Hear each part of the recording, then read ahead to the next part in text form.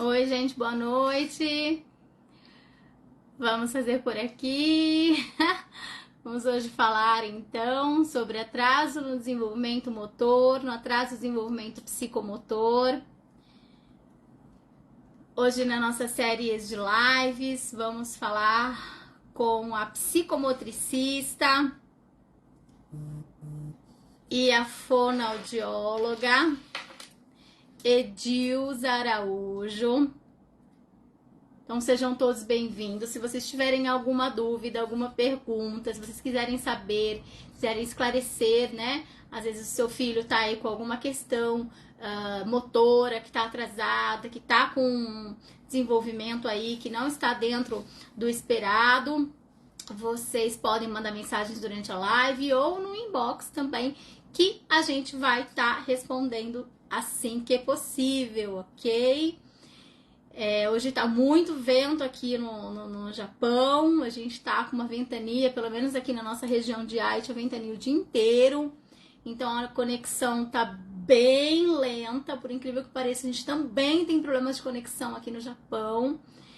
A nossa live tá indo lá pro Brasil, né? A Edilza é uma profissional que atua numa clínica, ela tem um espaço terapêutico em Sorocaba, no interior de São Paulo. Mas ela já vem aí há muitos anos, né, com o seu trabalho sendo consolidado no Rio de Janeiro. E hoje estamos aqui num dia diferente, né? As nossas lives são sempre às terças-feiras, às terças, mas essa semana está sendo na quarta, por conta de agenda de trabalho mesmo. Mas estamos aqui, vamos aguardar aí ela chegar para a gente poder começar a nossa conversa sobre atraso no desenvolvimento motor e psicomotor também. Então, né, se a criança aí é uma criança que ela demorou muito para andar, ela tem uma dificuldade de equilíbrio, é uma criança que tem essas questões escolares muito comprometidas, às vezes a gente tem uma pequena falha no desenvolvimento psicomotor e não sabemos como lidar com isso, né? E a psicomotricidade, ela vem justamente para ajudar, né, para estar aí ensinando as crianças a melhor maneira de conseguir se organizar em relação a corpo e mente, né, de uma forma científica, vamos dizer assim, e a psicomotricidade vem aí ajudando, né, complementando o trabalho dos demais terapeutas. Então hoje nós vamos conversar com a Edilza. Edilza, você está na live? Tá conseguindo nos ver e nos ouvir? Deixa eu mandar uma mensagenzinha para ela.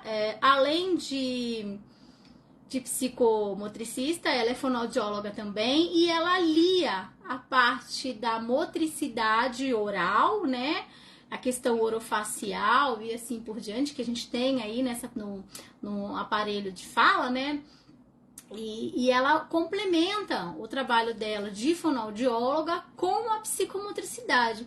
Então é muito bacana, é uma área, né, do atendimento multidisciplinar que não é aqui pra gente do Japão, não é muito conhecida, né? A gente tem fisioterapeutas, agora tá chegando um grupo de TOs, né, de terapeuta ocupacional, mas a psicomotricidade ainda não é muito conhecida, muito divulgada, vamos dizer, aqui no Japão. E esse trabalho é muito bem feito lá no Brasil, que vem para conciliar, né, para complementar, vamos dizer assim, o trabalho dos demais terapeutas.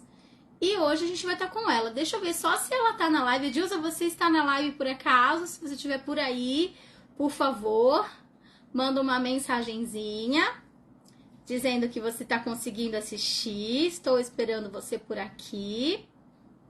Boa noite, Adriano, seja bem-vindo. Estamos aguardando a Edilza. Vamos ver se ela consegue entrar. Ela conseguiu entrar na outra live, mas aí eu tive que parar, né? E a gente voltar. Então eu tô aguardando aí o retorno dela para conseguir começar, né, a nossa live. Se você estiver por aí, Edilza, por favor, mande um oi. Tô te aguardando aqui. Como eu falo pra vocês, né? A gente tá lá ela tá lá no Brasil. Tô esperando ela aparecer pra eu conseguir convidá-la. Ah, nesse aqui eu consegui, ó. Aparece pra mim. Gente, na outra que a gente tava, não tava abrindo a opção de convidar. Tá? Aí agora pra mim tá aparecendo. Então, Edilson, se você estiver por aí, me manda um oi pra eu poder te convidar, por favor. Enquanto isso, eu já vou trazendo pra vocês algumas questões, tá?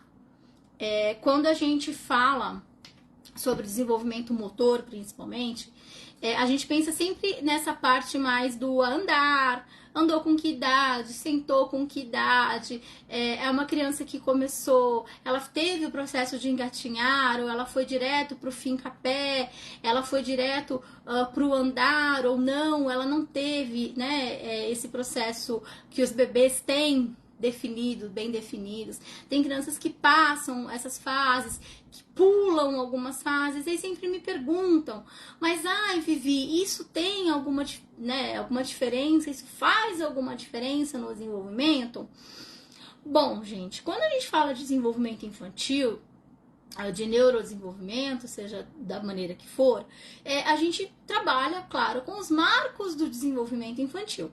Dentro de cada marco, ele tem lá o que a criança pode, não pode, precisa ou não precisa fazer, tá?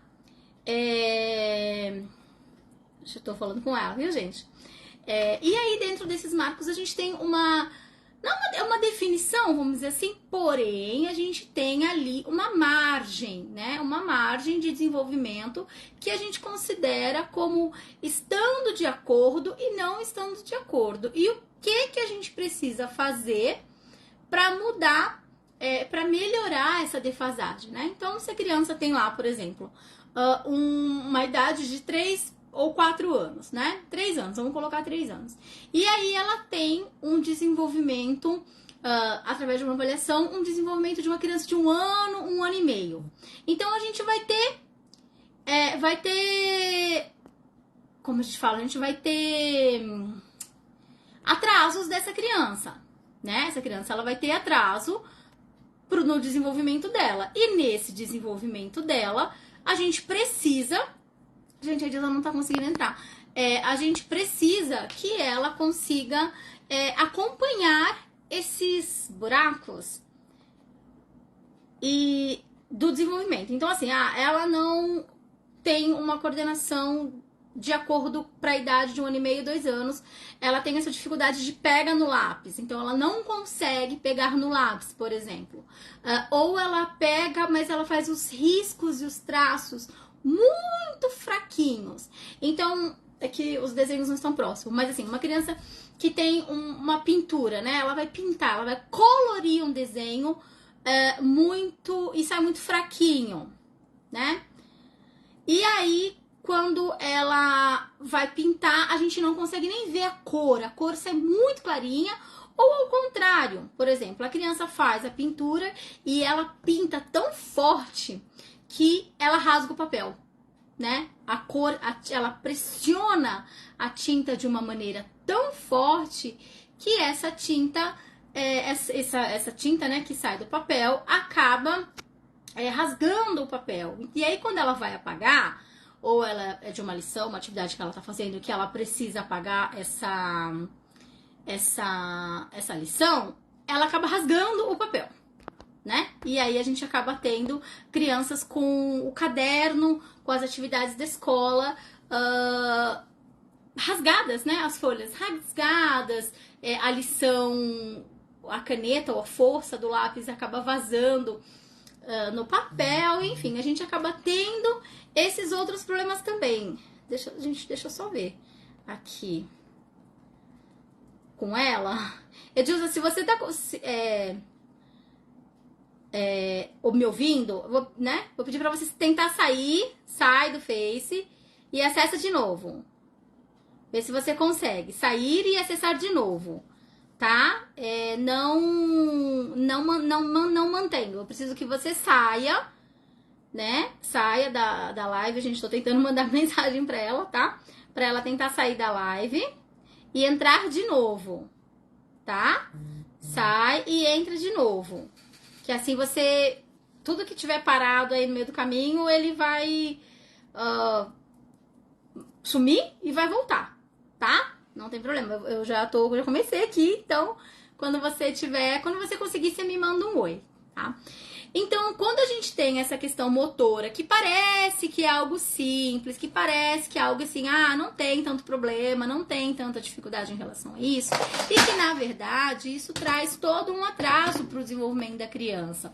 Porque se o meu motor, né, se o meu desenvolvimento motor ele não está adequado, a minha percepção de corpo, a minha percepção de espaço, ela vai estar comprometida também. Tá?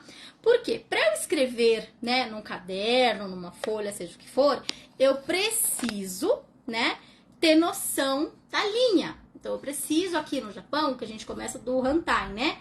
Do lado ao contrário. No Brasil, a gente começa do lado da direita do papel para a esquerda, e aqui é da esquerda para a direita, né? De cima para baixo, né? Então, a gente tem uma orientação espacial diferente aqui no Japão.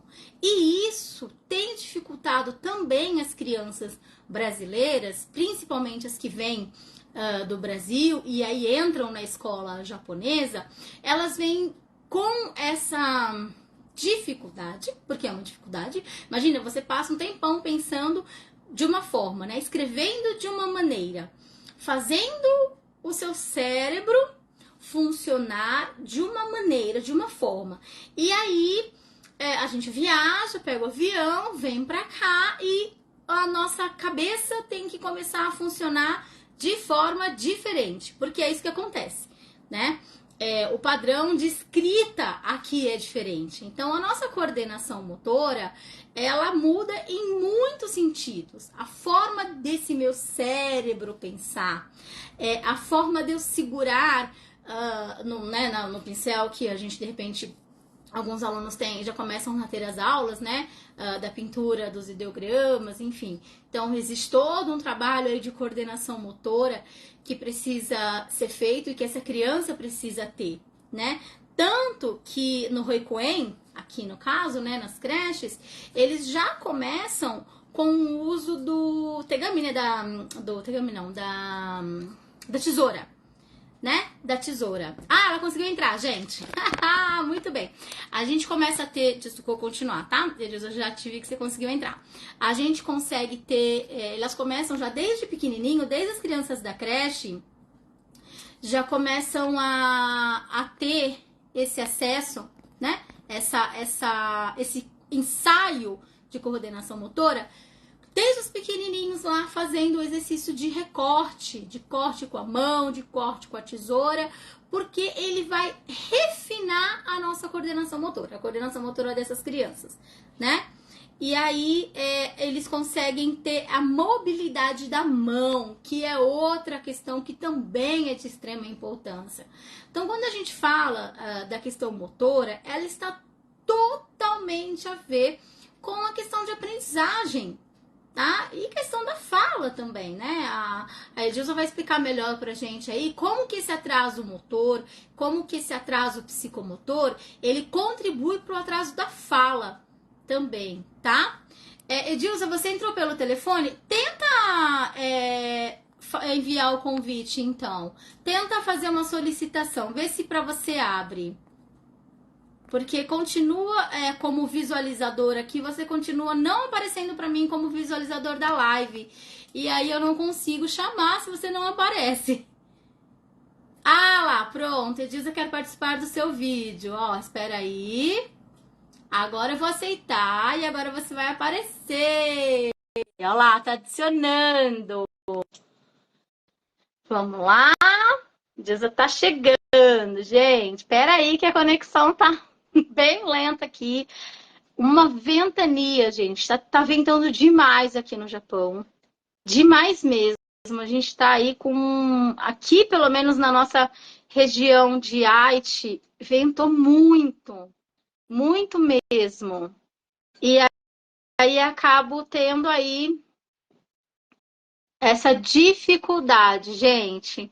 Mas tá aparecendo, ó. Um pouquinho tá entrando. Ah, foi! Mas que desacerto, eu só consegui pelo telefone, tá? Tá ótimo. É tecnologia, minha amiga. Eu não sei, tem hora que nem eu sei de onde vem e pra onde vai, sabe? Pois é, estou desconectando tudo aqui no computador, porque o fone já estava tudo pronto. Eu acordei cedo, preparei tudo cedo. Mas não tem problema. O que importa é que você tá aí, o pessoal tá te esperando. Eu já trouxe uma pequena introdução aí, falei um pouquinho do que eu consegui, óbvio, né? Aprender dentro da neuropsicopedagogia, dentro da psicopedagogia. A gente tem aí algumas aulas falando sobre psicomotricidade, sobre desenvolvimento motor, mas não é nada comparado que falar com um Realmente está com profissional delay. da área, né? Nós estarmos Não, muito não próximos, tem, a né? gente não tem muito como comparar. Então, assim, eu vou deixar você se apresentando, tá? Pode falar um pouquinho, o pessoal já tá aí aguardando. E aí, enquanto você se apresenta, eu vou organizando aqui, por favor, pode falar sobre você, sobre o seu trabalho. Falei um pouquinho sobre o seu espaço terapêutico em Sorocaba, mas aí, né, sobre a sua experiência, sua formação, fique à vontade, ok? Ok. Bem, vocês não estão mais aparecendo para mim. Eu espero que eu continue aí Estamos aparecendo para vocês. te vendo. Meu nome é Edilza Araújo, eu sou há quase 20 anos nessa área. É uma área que eu acredito na psicomotricidade quanto ciência, quanto método não, forma de intervenção, né? Porque a psicomotricidade não é uma metodologia, realmente é uma ciência atravessada pelas neurociências. Ela é uma ciência que a maioria das áreas de atuação dentro da educação e da clínica, é, porque nós não temos como trabalhar uma pessoa sem vê-la integralmente. Então, a psicomotricidade ocupa esse lugar muito especial e muito rico, né? Dentro da área de desenvolvimento humano e, em especial, no trabalho que é realizado com a infância, né? Na estimulação precoce, e é um trabalho muito interessante. Deixa eu perguntar, Vivi, você continua me vendo? Porque Estamos te vocês vendo. desapareceram, Não, tá? mas a gente Tudo bem. tá conseguindo te ver tranquilo. Estamos vendo? Estamos ouvindo? Tá ótimo. Tá ótimo, então. É, eu tinha um espaço no Rio, tive um espaço no Rio durante muitos anos, trabalhando com crianças típicas e atípicas, e com resultados super positivos, né? Tivemos alguns trabalhos escritos em simpósios, seminários, congressos, com sucesso, né? Trabalhos de sucesso e de casos clínicos muito interessantes, Inclusive, foi porque a nisso mesmo infância. que nos conhecemos, né, Dilda? Pois é, né, Vivi? E que conhecimento rico em todos os sentidos, que a nossa amizade já, já vai por aí há já alguns bons anos, né? Amizade é algo que não tem comparação. Trabalho muito, E, muito bem feito. obrigada. E, assim, falar sobre psicomotricidade na infância e a relação, né, que ela estabelece tanto com a área da educação quanto a clínica é algo muito especial. Por quê? Porque não há como, né, eu pelo menos não consigo enxergar uma forma diferente de se trabalhar com a infância que não seja pensando na evolução, né, motora, cognitiva, afetiva, e essas áreas estão intrinsecamente ligadas, muito intrinsecamente, intimamente ligadas, né? Há uma interseção entre essas habilidades e competências em todos os seres humanos. Por que eu digo todos os seres humanos e em todas as fases do desenvolvimento? Porque a psicomotricidade, ela atua da infância a geronto. do bebê ao idoso.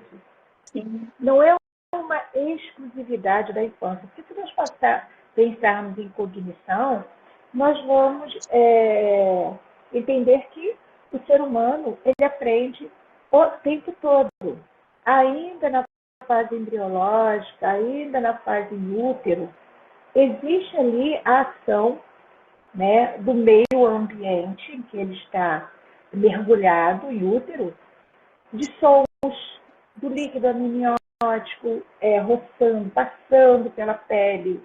Então, o ser humano ele está em contato com o seu meio interno e externo já ali naquele espaçozinho útero.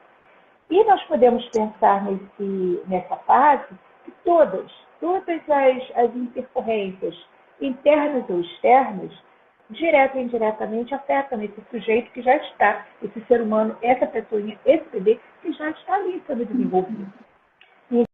Então, tanto é que durante o período pré-natal, quando se fala sobre a importância da mãe ser preservada, ser cuidada, e quando chega para nós, na clínica ou na escola, que nós vamos conversar com a família dessas crianças, a história pregressa, a história clínica dela é fundamental. Por quê? Porque nós passamos a buscar detalhes sobre aquela criança ou aquele bebezinho que chegou para a gente. Quem é esse sujeito, afinal? Ele é essa pessoa que chegou? Não, ele é a construção, a constituição, o resultado de tudo aquilo que ele já vivenciou antes do nascimento, no nascimento e pós. Por que eu coloco no nascimento?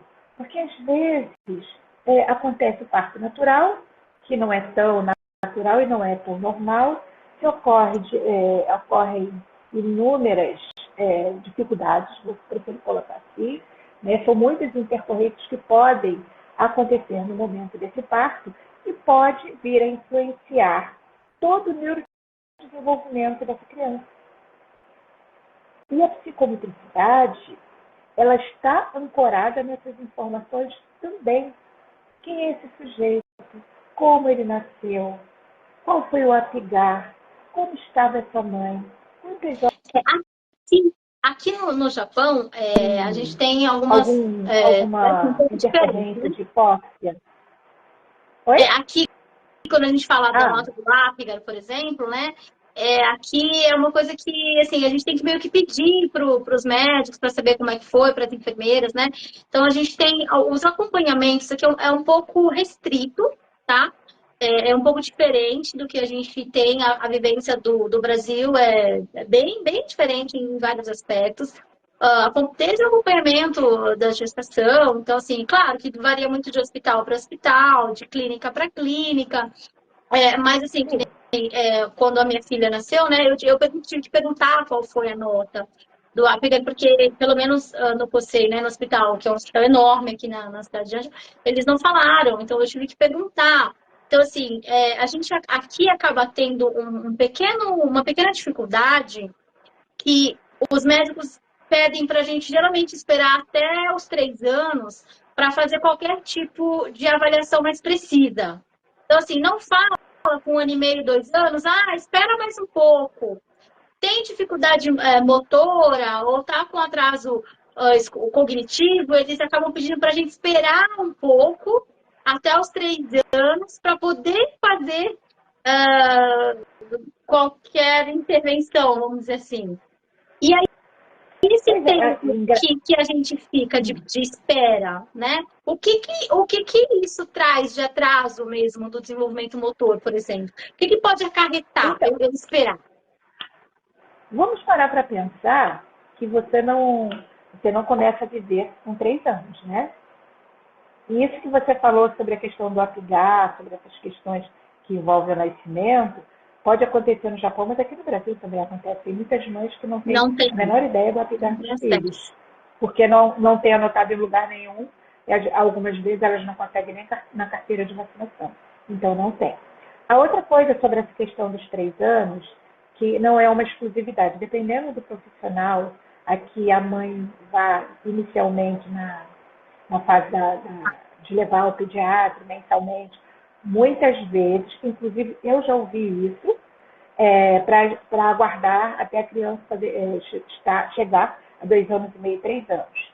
Só que ninguém nasce com 2 anos e meio, 3 anos. O cérebro, ele não começa a aprender, vamos colocar assim, as aprendizagens não começam aos 3 anos. Vamos parar para pensar. Se acontecer algo de diferente no momento do parto, por exemplo, e a criança passar por uma hipóxia, mesmo que seja mínima, algum lugar do cérebro deixou de receber oxigênio. O que provavelmente vai acontecer? Essa criança vai ter algum atraso, alguma alteração em algum lugar. E pela experiência que eu tenho, eu já conheci algumas, ao longo dos anos, passei por algumas crianças que não apresentavam nada. E quando elas falavam, as mães comentavam, chegavam para nós com 5 anos, por exemplo, 4 anos. E quando as mães comentavam que, não, na hora do parto, o bebê demorou a chorar, você via, quando nós íamos fazer a avaliação, nós observávamos que essas crianças tinham alterações neuromotoras, apresentavam alterações cognitivas, porque veja bem, o sistema nervoso, né, você sabe, ele não dá salto, não existe uma hierarquia maturacional. Então, aquelas alterações que já existiam lá atrás, não serem trabalhadas, essa criança não ser trabalhada tonicamente, porque a base da psicomotricidade é o tônus, é onde tudo começa.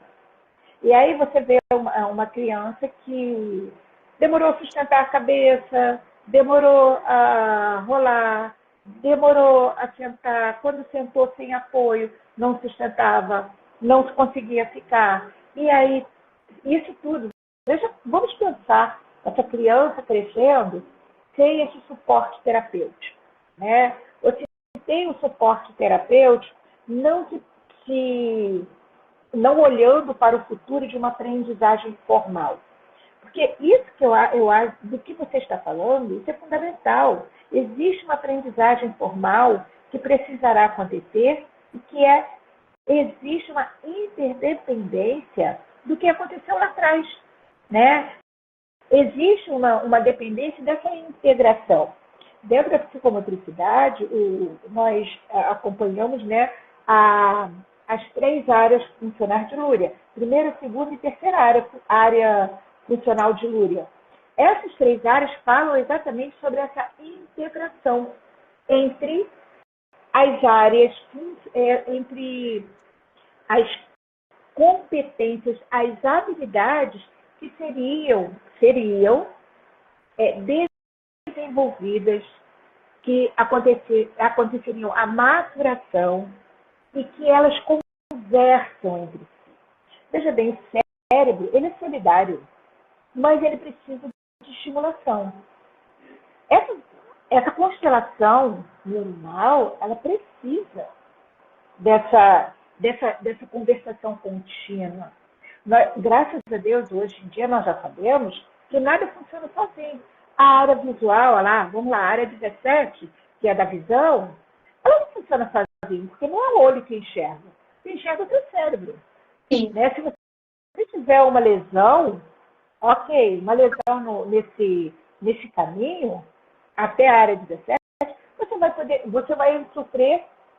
pode sofrer inúmeras alterações. Lá no livro do Oliver Sacks, ele fala bem sobre isso. Né? Se você tiver uma intercorrência qualquer na área pré-motora, na área motora, na área 22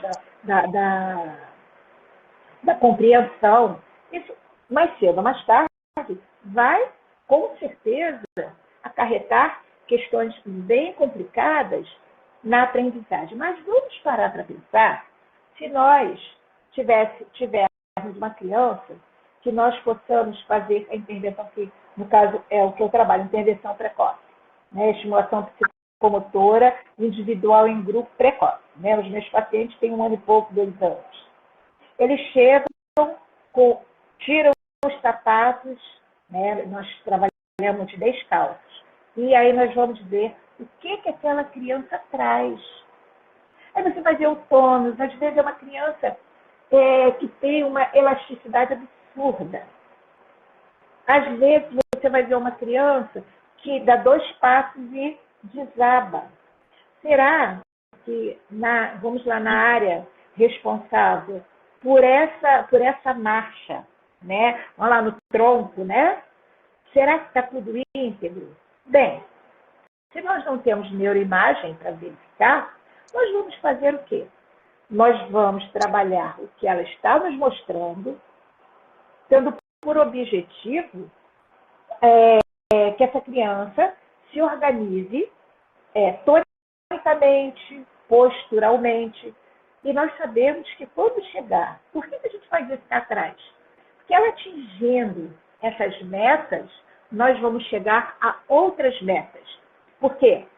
Eu olhando aqui as unidades funcionais do Luria, que é a tonicidade, equilibração e lateralização. É a base. A tonicidade está na base. Uhum. Né? O equilíbrio Sim. E a lateralidade. Uhum. E aí, alcançando esses patamares, o que nós vamos poder observar? A imagem de esquema corporal. Uhum. Dá para você aprender a conviver com o meio se você não se conhece, não se reconhece, Verdade. não construiu aqui dentro essa pessoinha que você é. A gente tem muito essa questão. Essa questão acaba aparecendo muito no âmbito escolar, né, Edilson? Quando as crianças entram no processo Sim. de alfabetização e aí elas não conseguem acompanhar, por exemplo, a leitura de um livro, a escrita, interpretação de texto tem a ver, sim, com desenvolvimento motor, que é a noção de começo, meio e fim, o em cima, no meio e embaixo, né? Porque como que eu vou querer que uma criança interprete um texto de começo, meio e fim se ela não consegue entender o que é em cima, no meio e embaixo? Então, assim, a gente acaba tendo dentro do ambiente escolar todas essas dificuldades apresentadas, né? E aí, assim, a gente às vezes acaba querendo cobrar dessa criança um desenvolvimento escolar adequado, sendo que essa base de aprendizado não foi devidamente trabalhada ou foi trabalhada, mas de maneira insatisfatória, né? Ela não tem noção dela do espaço, ela não tem noção dela no ambiente, e aí depois a gente exige que ela se comporte de uma maneira correta, né? Na escola, num parque, num restaurante, enfim, né? E se nós pararmos para pensar, o que a psicomotricidade nos fala? Ela fala sobre um sujeito que se desenvolve como? Através do meio interno, do meio externo, sim, do meio interno e do meio externo, e da relação que ele estabelece com o todo, né, com o meio. Então, você não aprende nada sozinho, você aprende com o meio. Sim. Se você, por exemplo, vamos pegar uma criança que antigamente brincava de andar no meio-fio, brincava de imitar o sapo, brincava de dar cambalhota com os irmãos, com os amigos, brincava de rolar na grama, e uma criança que hoje ela não consegue mais ter um ambiente, disponibilidade para realizar esse tipo de atividade. Essas crianças, embora elas não soubessem, elas estavam investindo em si mesmas. Elas estavam praticando exercícios que dariam a ela algum tipo de organização externa. E estava fazendo isso com os pares. Porque você precisa dos seus pares para se desenvolver, né? A nossa fase de vivermos sozinhos ficou na pré-história. Mesmo assim, quando foi necessária a alimentação, entre outros cuidados, nós saímos e nos juntamos e fomos viver nas cavernas. Então, do homem lá de trás ao homem de hoje, nós precisamos estar em sociedade, nós precisamos estar atrelados, juntos, unidos, convivendo com os nossos pares, para sobreviver e para nós evoluirmos. Ninguém evolui sozinho, ninguém cresce sozinho.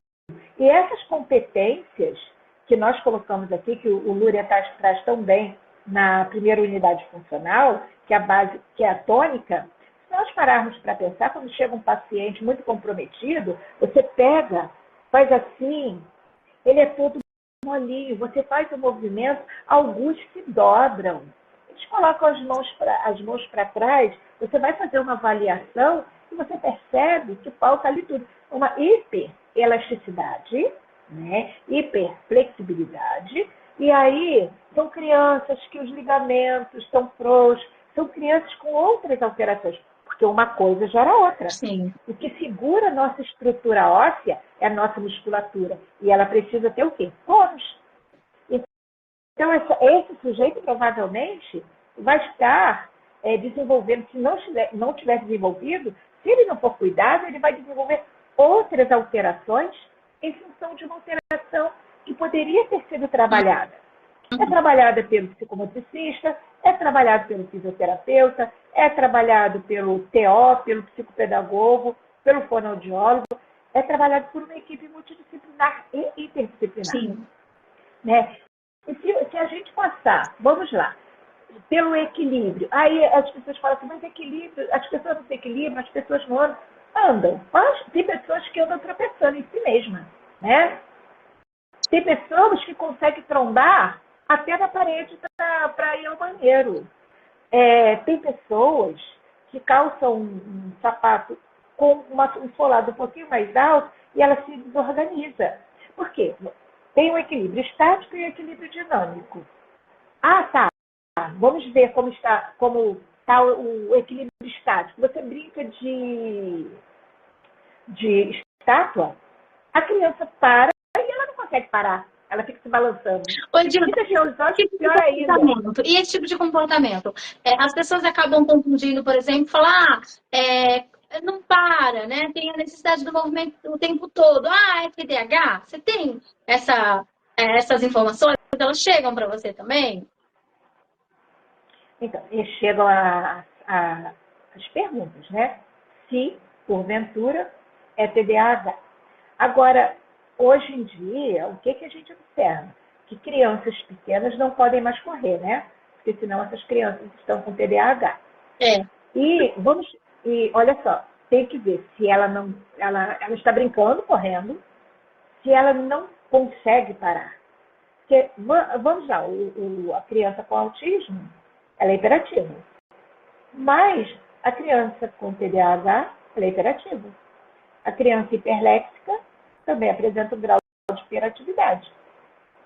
Algumas crianças com pimentinhas ligadas a 250 também correm o tempo todo. E elas não têm nada disso. Sim. Elas só são crianças bagunceiras. Se bobear, vão querer colocar essas crianças também em terapia para trabalhar comportamental. Sim. Né? No entanto, elas são só crianças. Então, uma coisa que eu acho muito bacana na interdisciplinaridade é você ter a possibilidade de ver a criança globalmente, sem rótulos. Verdade. Né?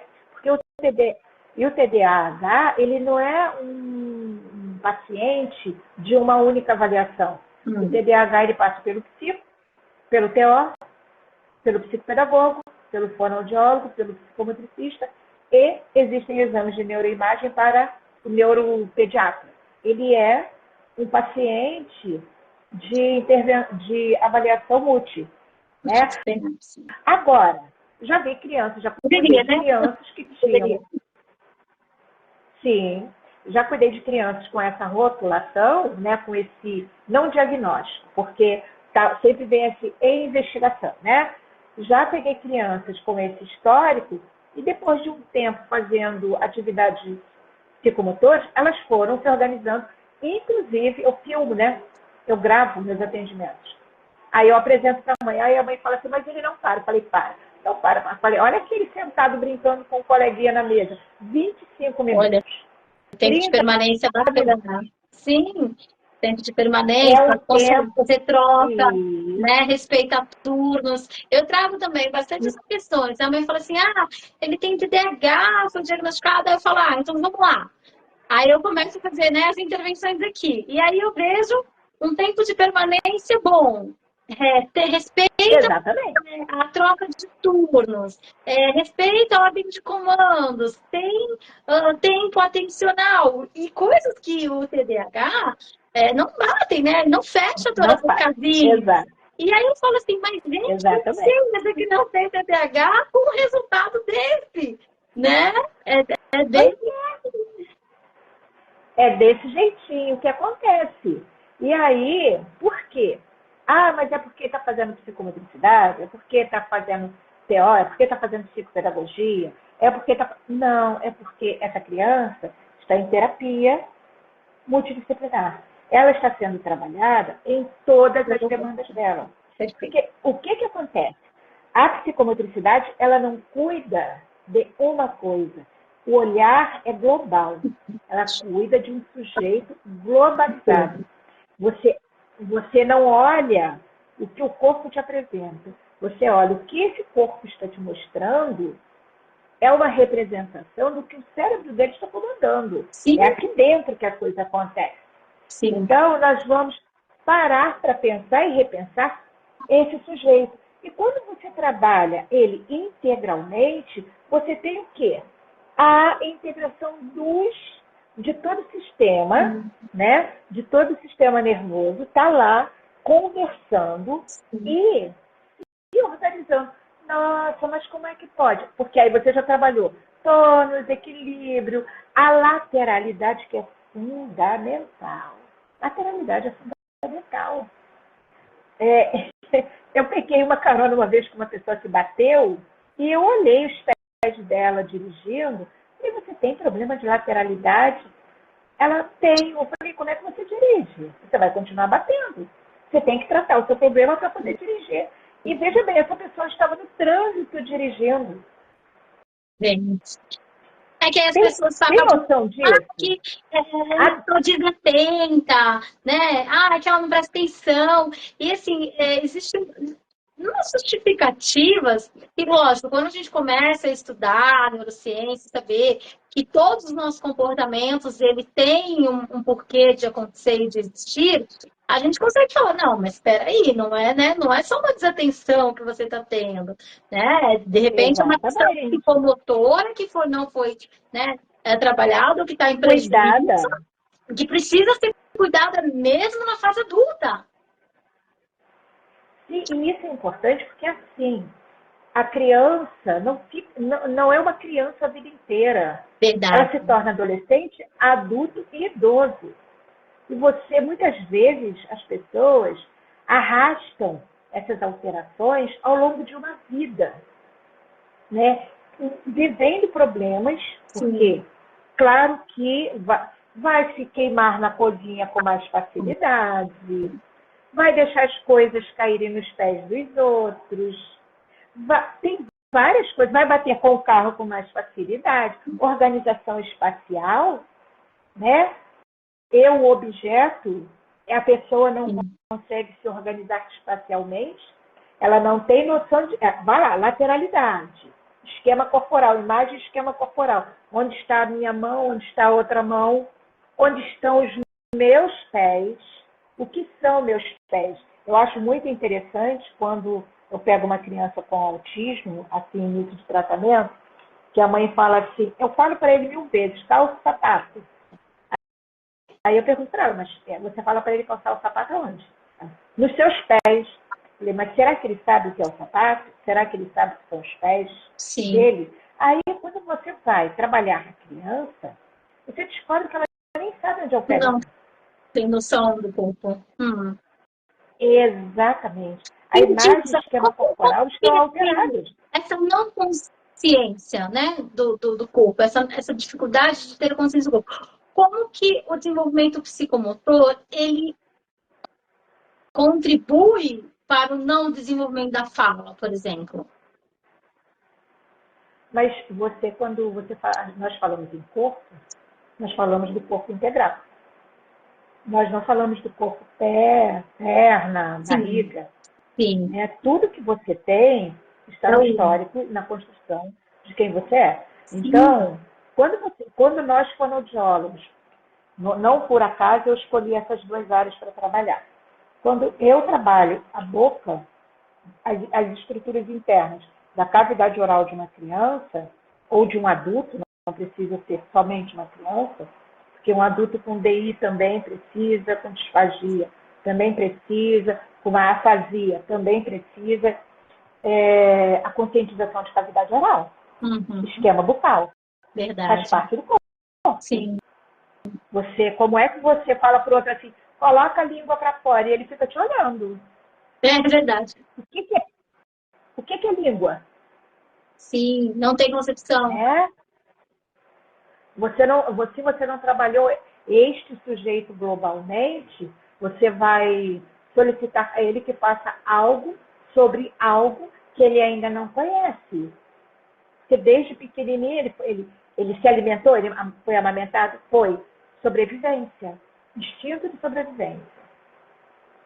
Mamadeira, instinto de sobrevivência. Chega a uma certa altura da vida, ele não sabe mais como movimentar aquela estrutura muscular que tem dentro da boca. E aí, o que a gente faz? Olha, coloca a língua para fora. Ele fica te olhando com cara de oi, ele não tem a menor ideia do que você está falando. E aí eu não faço nada com isso. Abre a boca, engole. O que é engolir? Isso é extremamente complexo. O sistema estomatognático é extremamente complexo e precisa de estudos contínuos para entender como ele funciona e como trabalhar esse sujeito para usar esse sistema tão complexo. A nossa boca, o nosso corpo é muito complexo, o nosso cérebro é uma complexidade, está um ponto de interrogação bem no centro, mas essas estruturas são canais sensoriais de entrada de informações. É aonde a psicomotricidade trabalha as questões que envolvem a integração sensorial. Verdade. Não tem como você trabalhar uma coisa sem usar os canais, que é diferente do que os nossos colegas TOs e S, sabe? O nosso trabalho é diferente. Eles têm lá todo um aporte científico de estudos que vai por outro caminho. Nós não somos IS, nós somos psicomotricistas. Mas para nós não existe como você trabalhar o sujeito sem você trabalhar ele de uma forma integrada e respeitando essa constelação neuronal que precisa estar conversando o tempo todo. Né? Porque aí a gente tem a noção do corpo, a estruturação espaço-temporal, que é muito legal, né? Que hoje tem a ideia de turnos, turno para falar, turno para atividades, turno para participar, eu e você. Hoje, se usa muito mais a palavra turno, mas nós já usávamos essa proposta da estruturação espaço-tempo, organização espacial e temporal. Né? E quando chega lá em cima, na terceira unidade funcional de Luria, que fala sobre praxia fina e praxia global, porque todo esse conjunto evolutivo vai nos levar a uma área extremamente complexa, porque eu fico olhando quando uma criança faz um movimento de pinça, uma coisa que nós trabalhamos naturalmente e espontaneamente, dentro das atividades integradas. Mas você está fazendo um trabalho de motricidade fina.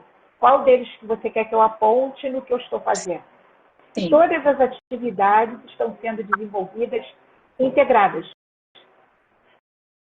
Só não será do jeito, por exemplo, que tem aquele negócio de passar assim, o fio, tem outras coisas que os colegas fazem. Sim, sim. Eu e os psicomotricistas, de uma forma geral, nós utilizamos muito o lúdico espontâneo, o jogo lúdico espontâneo, né? O relacional. Nós utilizamos, porque isso nos dá um aporte científico, de jogo lúdico, de brincar terapêutico, muito bacana. Dá para direcionar para demandas. Também, né? Ele acaba sendo mais complexo, porque quando a gente trabalha com uma atividade direcionada, né? A criança vai chegar, então eu pego lá a minha pastinha, hoje eu vou atender tal criança, pego o plano terapêutico dele, eu vou trabalhar tal e tal e tal atividade, né? E aí fica aquela coisa assim, então hoje ele vai pegar feijão com hashi, por exemplo, trazendo para nossa realidade aqui já, tanto tempo de Japão, eu nem lembro direito como é que tá no Brasil. Mas, por exemplo, né, o uso do hash, até por uma questão de treino escolar, porque a gente tem que treinar as crianças, usar o hash para comer na escola, enfim. Então, a gente acaba trazendo essa atividade direcionada, pronta, específica, para aquela hora, daquele momento da terapia. E aí, realmente, a gente fica um pouco preso naquilo, né? Tem, assim, enquanto ela não colocar, sei lá, 10 feijões dentro do pote, não muda de atividade. Ou eu posso pensar que ela não atingiu o objetivo porque ela não pensou adequadamente aqueles 10 itens, não, né? Estão engessados também, né? A gente não consegue ter esse olhar amplo. Pois é isso. A psicomotricidade, ela te faz rever o seu caminhar.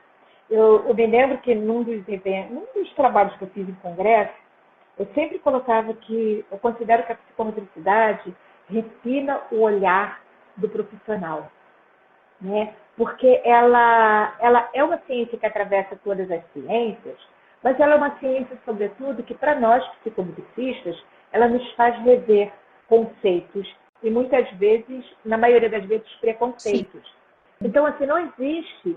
A criança não fez algo errado, ela só fez algo diferente. Porque quem disse que o que você quer é certo? Então, eu estou me lembrando uma vez que nós estávamos na sala trabalhando e as meninas ficaram desesperadas, isso lá na clínica de Bel. E por quê? Porque uma das crianças, nós estávamos trabalhando e tinha um monte de amendoim torrado que eu tinha levado para as crianças em cima da mesa e nós estávamos trabalhando com eles o moído e o torrado. Que o moído grudava e o torrado, os grãos não grudavam. E aí, uma das crianças ficou tão animada que ele espalhou os grãos de amendoim. E as meninas, e agora o que a gente vai fazer? Olha que bagunça está na casa. Eu falei, gente, deixa eles. E aí, o mágico do é esse. Esse é o mágico. Eles foram lá catar os amendoins para colocar no potinho. E ninguém mandou eles fazerem isso. Eles provavelmente já tinham visto inúmeras vezes um monte de gente fazendo aquilo. E nunca tiveram a oportunidade. Sem contar que a sala ficou com um cheiro maravilhoso de amendoim. Olha, o cheirinho entrando sensorial, e a gente falava, nossa, mas que cheiro maravilhoso de amendoim. E aí, aquela parte moída que nós fizemos, alguns que nunca tinham comido, comeram, juntou tudo. E eles foram lá pegar aos poucos o que estava no pote moído. E alguns pisaram e sentaram no chão. Olha aí, pisando o sensorial, a informação. E a gente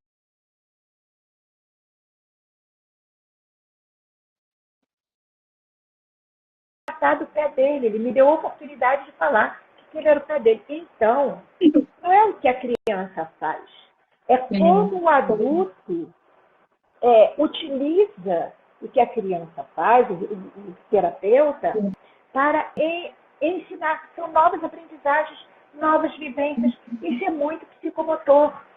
Fazer integral, né? Que eu sinto também que existe uma, pelo menos aqui, que é muito defasado algumas coisas, mas esse fazer funcional, né? Ela brincar de uma forma que seja funcional, ela produzir, mesmo que seja uma atividade de folhas, né, de papel, sei lá, que é tão solicitada, que é tão requisitada, né? Mas que seja algo útil, né? que tenha uma função, que tenha uma conotação, que tenha uma utilidade e que aquilo se aproxime do máximo possível daquilo que a criança vai levar para fora do setting terapêutico, né? Para casa, para a escola, para sua vivência mesmo. Exatamente.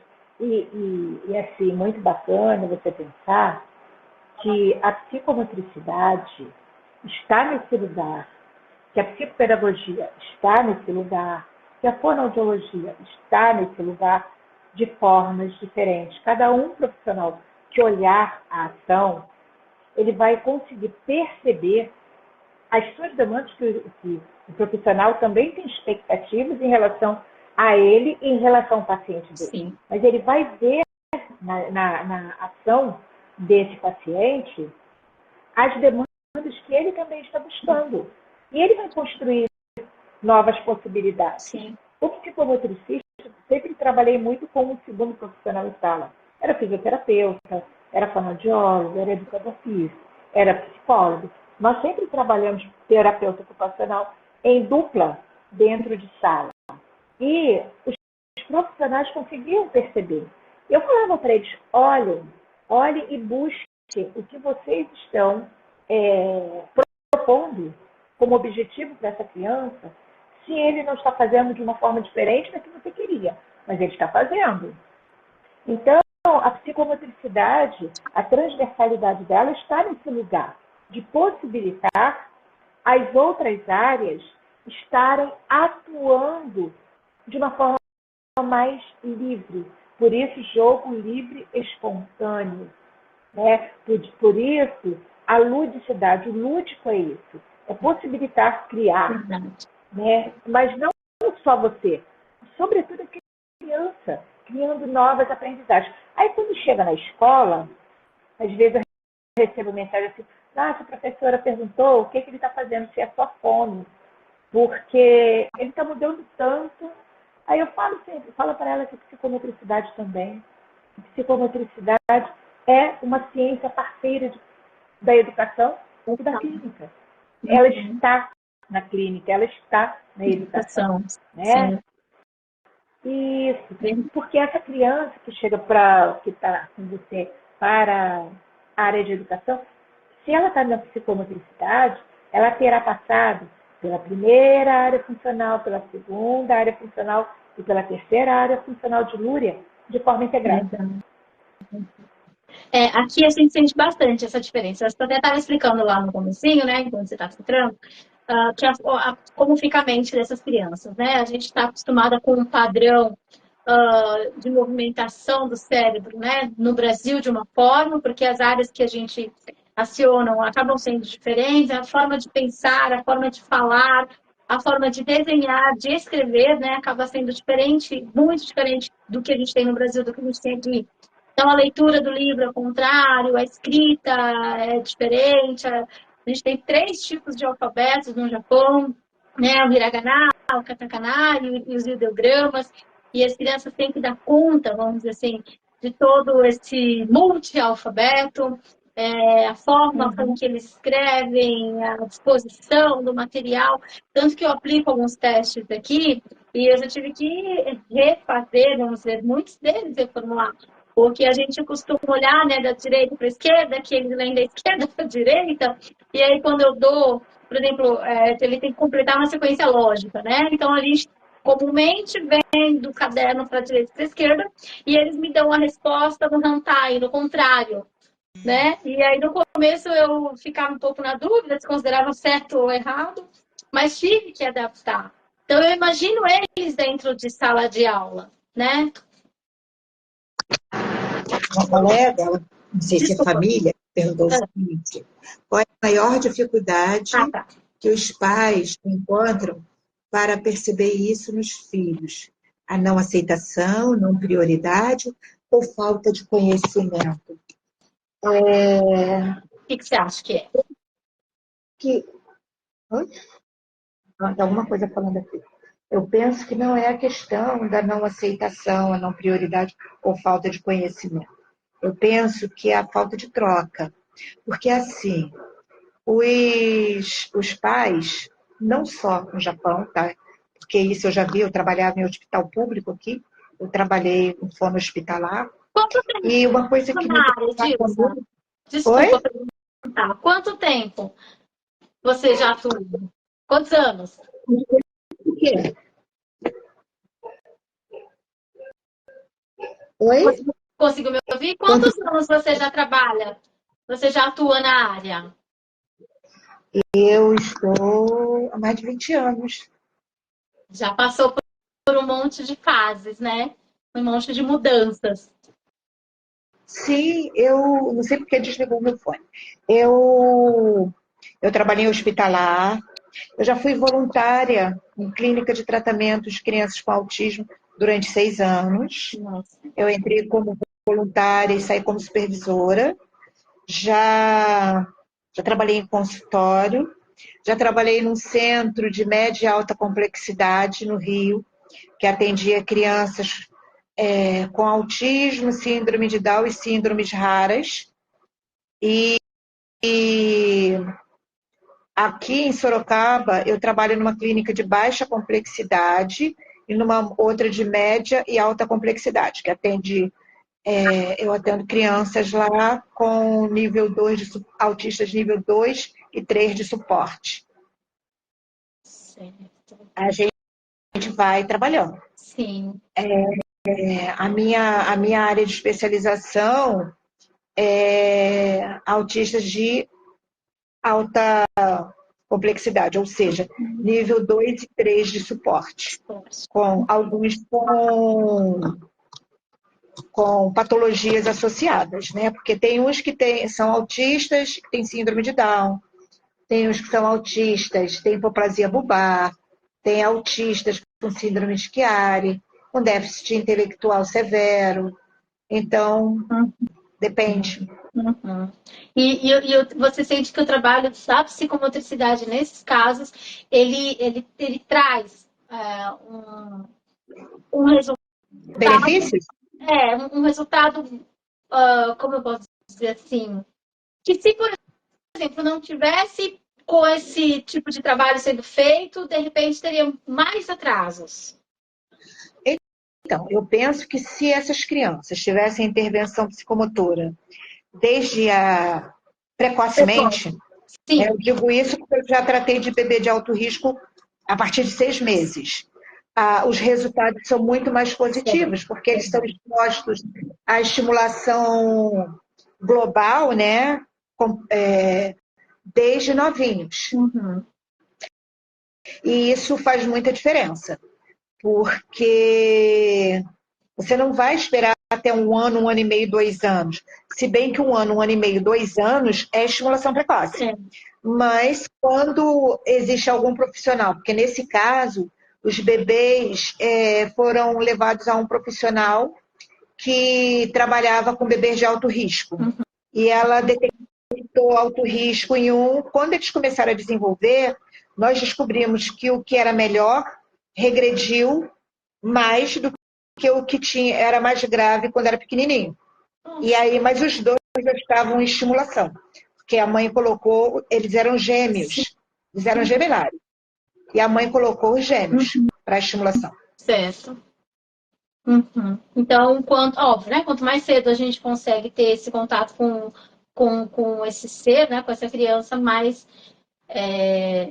chances, mais probabilidade de um desenvolvimento global melhor ela vai ter, né? Sim, e eu penso que existe, eu não sei se no Japão tem psicomotricidade, tá? Mas seria uma coisa muito, muito favorável se dentro das clínicas, das escolas, eles inserissem, além da educação física, né, no caso da escola e na clínica, terapia ocupacional, eles inserissem a clínica psicomotora solo, porque tem a clínica psicomotora solo e tem a clínica psicomotora aquática. Né? A aquática também é muito favorável, sobretudo para para crianças com autismo em função dos limites corporais, né? A pressão da água, então tem toda uma ciência que vem de encontro a essa proposta. Mas seria muito interessante. Aqui no Brasil, hoje, está menos pior, né? Mas nós ainda estamos lutando bastante. Agora que o nosso conselho está sendo formado. Nós nos tornamos profissão em 2019. Certo. E agora estão criando o Conselho Regional Federal de Psicomotricidade. Que bacana. Bom, que tudo ocorra da melhor maneira possível. Eu quero te agradecer, Dilza, pela participação. Obrigada por ter aceito o convite. Contribuiu demais para a nossa séries de live aí, falando sobre atrasos no desenvolvimento. Como eu falei no comecinho, a gente já teve alguns profissionais, psicólogo, psicopedagogo, fonoaudiólogo, agora você, enquanto psicomotricista. A gente vai estar falando também com neuropsicopedagogos, pediatras, enfim. Vamos continuar aí falando um pouquinho, tentando trazer algumas informações, esclarecer algumas dúvidas sobre os atrasos no desenvolvimento com esses profissionais aí que vêm para nos explicar e nos dar a luz, né? Porque são muitas dúvidas, a gente acaba não sabendo. Porque é o que você falou, o cérebro é tão complexo, ele é tão cheio de áreas e tem tantas informações que a gente acaba, às vezes, não sabendo, às vezes, que profissional recorrer, né? A quem eu devo buscar ajuda. Por isso que eu resolvi fazer a série divididinha, vamos dizer assim, né? Mas é óbvio que o que você falou, né? O trabalho multidisciplinar, ele é integrado, ele é integrativo, para que ele possa ser evoluído, né? Então, eu quero agradecer de coração. Eu agradeço muito. Eu penso, isso já respondendo o Adriano, eu penso que o esclarecimento e o conhecimento, né, faz com que o nosso olhar venha a contribuir para o nosso olhar para a criança, para o adolescente, para o adulto e para o idoso, de uma forma mais completa. Porque, por exemplo, nós estamos só conversando, mas existem possibilidades que hoje a mídia oferece de você passar informações por vídeo, você conversar com outras pessoas que muitas vezes não tem com quem compartilhar o que está acontecendo, o que está percebendo, fica em dúvida, fica com medo. Adriano, não considero nem que não seja não aceitação, mas um receio, um medo, porque o medo faz parte da história. Ninguém quer ter uma criança, um filho atípico. Isso é ilusório. Não existe orgulho nisso. Existe muito sofrimento, muita dor e muita preocupação com o futuro. Sim. Então, penso que o conhecimento, o esclarecimento, essas trocas, que inclusive a Vivi está possibilitando, são diferenciais. E assim, qualquer coisa, vocês, por gentileza, através da Vivi ou diretamente, vocês podem entrar em contato. Eu não tenho problema em responder. E eu agradeço muito, porque penso que falar sobre estimulação precoce, sobre infância, sobre psicomotricidade, sobre neurociência, sobre possibilidades de evolução, de contribuição para a evolução e desenvolvimento das crianças, é o nosso papel. Tá? Então, muito obrigada pela atenção de todos, muito obrigada, Vivi, pelo convite, e espero que nós tenhamos, assim, um dia repleto de bênçãos, que ainda vou trabalhar muito, e vocês um bom descanso. Obrigada, tenha um bom dia. Obrigado por ter aberto aí os seus dias. Sei que daqui a pouco, logo mais, começam os seus atendimentos, a sua rotina. Quero dizer que foi um prazer. Eu já pedi, falei pro pessoal da live, né? Geralmente a gente não se encontra de quarta-feira, viu, gente? As nossas lives são de terças, quinzenalmente mesmo. É que a gente abriu aí um espaço enorme, mas com muito carinho, para a gente poder estar aqui com a Edilza hoje, por conta da agenda profissional dela.